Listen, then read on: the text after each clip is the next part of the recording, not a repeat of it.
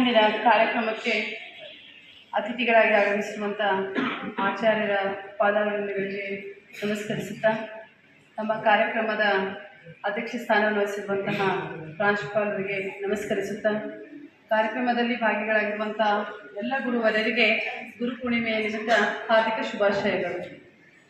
ಇವತ್ತು ನಾವು ಗುರುಪೂರ್ಣಿಮೆಯ ನಿಮಿತ್ತ ನಮ್ಮ ಶಾಲೆಯಲ್ಲಿ ಹಮ್ಮಿಕೊಂಡಿರುವಂಥ ಕಾರ್ಯಕ್ರಮದಲ್ಲಿ ಈಗಾಗಲೇ ಗುರುವರರು ಸಾಕಷ್ಟು ವಿಷಯಗಳನ್ನು ತಮಗೆ ಹೇಳಿದ್ದಾರೆ. ನಿನ್ನೆ ವ್ಯಾಸರ ಒಂದು ಸ್ಮರಣಾರ್ಥ ನಾವು ಗುರುಪೂರ್ಣಿಮೆಯನ್ನು ಆಚರಿಸಿದ್ದು ಇವತ್ತು ನಮ್ಮ ಶಾಲೆಯಲ್ಲಿ ಕಾರ್ಯಕ್ರಮವನ್ನು ಹಮ್ಮಿಕೊಂಡಿದ್ದೇವೆ. ಇಲ್ಲಿ ನಾನು 2 ಮಾತನ್ನು ಹೇಳಲು ಇಷ್ಟಪಡ್ತಾ ಇದ್ದೇನೆ. ಮುಂದೆ ಗುರಿ ಇರಬೇಕು, ಹಿಂದೆ ಗುರುವಿರಬೇಕು. ಪ್ರತಿಯೊಂದು ಯಶಸ್ಸಿಗೆ ಗುರುಗಳು ಕಾರಣರಾಗಿರುತ್ತಾರೆ. ನಮ್ಮ ಇನ್ಫೋಸಿಸ್ ಅಧ್ಯಕ್ಷರಾದಂತಹ ಸುಧಾಮೂರ್ತಿಯವರು ಇವತ್ತು ಒಂದು ದೊಡ್ಡ ಇನ್ಫೋಸಿಸ್ ಇವತ್ತು ನಮ್ಮ ರಾಜ್ಯಸಭೆಯಲ್ಲಿ ಹೆಸರಾದಂಥ ಸುಧಾಮೂರ್ತಿಯವರಿಗೆ ಅವ್ರ ಜೀವನದ ಅನುಭವಗಳನ್ನು ಕೇಳಿದಾಗ ಹೇಳ್ತಾರೆ, ನನ್ನ ಜೀವನದಲ್ಲಿ ಅತಿ ಹೆಚ್ಚು ಪ್ರಭಾವ ಬೀರಿದವರು ನನ್ನ ಮುಖ್ಯ ಗುರುಗಳಾದಂಥ ಗೌರಮ್ಮನವರು ಅಂತ ಹೇಳಿ.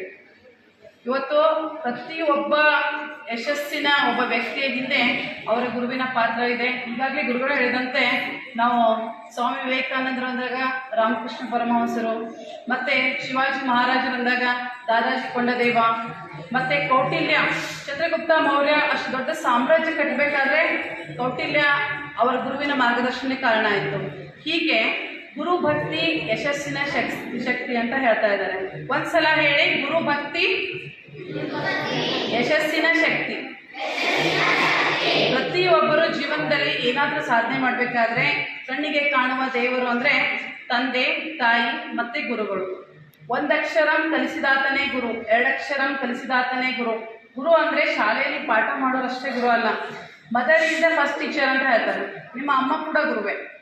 ಹೀಗಾಗಿ ನಿಮ್ಮ ಜೀವನದಲ್ಲಿ ನಿಮಗೆ ಒಳ್ಳೆ ಮಾರ್ಗವನ್ನು ತೋರಿಸಿದಂತಹ, ಅಕ್ಷರ ಕಲಿಸಿದಂಥ ಗುರು ಆಗಿರಬಹುದು, ನಿಮಗೆ ಜೀವನದಲ್ಲಿ ಮಾರ್ಗದರ್ಶನ ತೋರಿಸಿದಂತಹ ಯಾರೇ ಆಗಿರಲಿ ಅವರು ಗುರುವಿನ ಸ್ಥಾನದಲ್ಲಿರ್ತಾರೆ.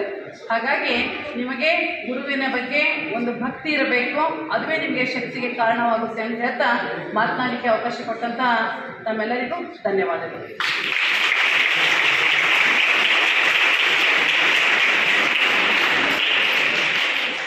ಥ್ಯಾಂಕ್ ಯು ಸರಳ ಮೇಡಮ್.